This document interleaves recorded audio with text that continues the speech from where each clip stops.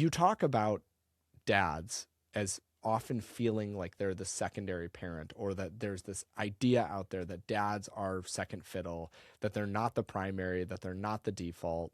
And you push back on that a lot. What would you say to a dad who feels right now like they are auxiliary, that they're maybe a nice to have, but they're not really, like, they're not the primary?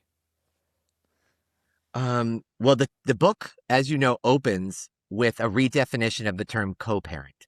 I think that we need to eliminate this joke of a concept of primary and secondary. But I think that if you are an actively engaged parent, it's you're only creating more divisiveness within your home when you use terms like primary and secondary. Like, you are sharing responsibilities. And I would say to that dad, what we talk about with being your own dadvocate, stepping up and really stepping in to being an actively engaged member of your family unit.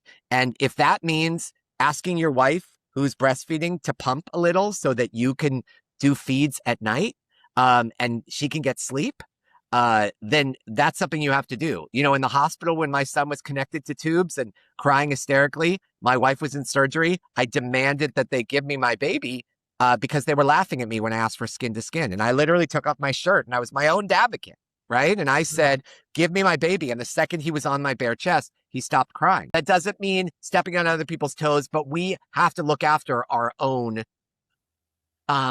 mental health, and we have to be our own advocates, and we have to step in and say, actually, I want to be actively involved, and I'm going to do it a little differently than you.